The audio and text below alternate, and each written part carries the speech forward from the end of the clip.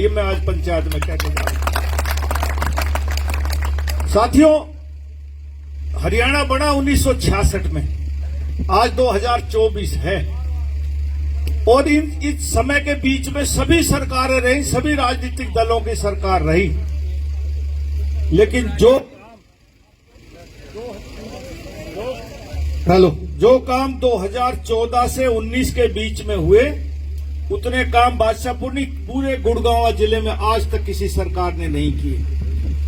उदाहरण के तौर पर यूनिवर्सिटी हमने बनाई, मेडिकल कॉलेज हमने बनाया, द्वारका एक्सप्रेस वे हमने बनाया, बादशाहपुर एलिवेटेड हमने बनाया, सारे अंडरपास फ्लाईओवर बनाए, सारे रेलवे के फ्लाईओवर हमने बनाए और हर गांव में जो कुछ कर सकते थे वो करने की कोशिश करी। और एक बदलता हुआ गुड़गांव आपने 14 के बाद देखा होगा, लेकिन 19 में जो सरकार बनी वो भाजपा की नहीं बनी, वो दो दलों की सरकार बनी। उसमें भारतीय जनता पार्टी भी और जेजेपी पार्टी का समझौता हुआ और जो सारे महकमे थे वो जेजेपी के पास थे। आज गुड़गांव में जो बदहाल स्थिति है सड़कों की, वो महकमा भी जेजेपी के पास था। आज हम गुड़गांव के किसी कोने में चले जाए, चारों तरफ गड्ढे हैं, 2 बूंद पानी पड़ जाए तो पानी में से निकलना मुश्किल होता है। जब नरवीर सिंह पीडब्ल्यूडी मिनिस्टर था, हमने ऐप बनाया था एक हरपत के नाम से कि 72 घंटे में यदि कोई डालेगा, कोई गड्ढा है तो 72 घंटे में भरा जाएगा।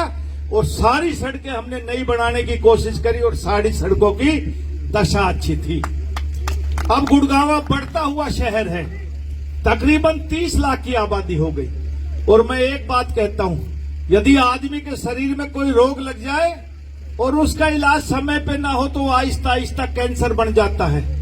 इसीलिए बढ़ते हुए शहर में बढ़ती हुई समस्याएं हैं और इनका समाधान समय पे नहीं होगा तो ये भी कैंसर का रूप ले लेती हैं। और भाई 5 साल हमारे गुड़गांव में विकास नहीं हुआ और आने वाले 5 साल में भी नहीं होगा तो भगवान रामचंद्र भी जन्म इस धरती पे ले लेंगे तो गुड़गांव का उद्धार नहीं हो सकता। आज चारों तरफ जाम है गुड़गांव में, आज चारों तरफ सड़क टूटी पड़ी है। नरवीर सिंह आपको विश्वास दिलाता है कि हमारी कोशिश होगी कि गुड़गांव में एजुकेशन और मेडिकल का हब बन गया, बड़ी बड़ी बिल्डिंगें बन गई हॉस्पिटल की। गरीब आदमी यदि बुखार भी उतारना चाहे और इन हॉस्पिटल में चला जाए तो 5-6 लाख रुपए में बुखार उतारते। जहां तक शिक्षा का संबंध है, या बड़े बड़े स्कूल है, 30,000 से 1 लाख रुपए तक की महीने की फीस है। आम आदमी, गरीब आदमी अपने बच्चों को इन स्कूलों में नहीं पढ़ा सकता। गुड़गांव में मल्टीनेशनल कंपनियों के ठीक बात है कि भाजपा के सरकार के साथ साथ समझौते की सरकार बनी। जो लोगों ने उम्मीद लगाई थी उतना विकास नहीं हो पाया और बादशाहपुर से निर्दलीय प्रत्याशी जीतने की वजह से वो विकास नहीं हो पाए।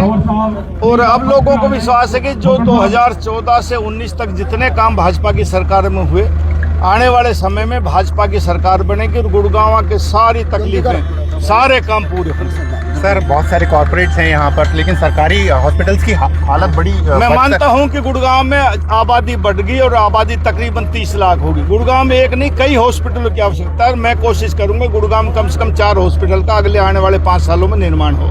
सर, नाम की डिमांड भी करिए, नाम बदलने की को क्या नाम ये ठीक है, गुड़गांव में ये मोहम्मदपुर गाँव का नाम है, मोहम्मदपुर झाड़सा इसको बोलते हैं। पंचायत ने फैसला किया मोहम्मदपुर की बजाय इसका नाम मोहनपुर रखा जाए।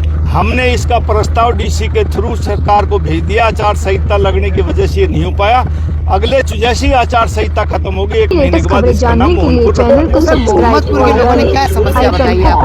समस्याएं थोड़ी थोड़ी हर गांव में होती, बढ़ता हुआ शहर है, बढ़ते हुए गांव में समस्याएं समय अनुसार होती रहती है। समय अनुसार इनका समाधान हम करेंगे।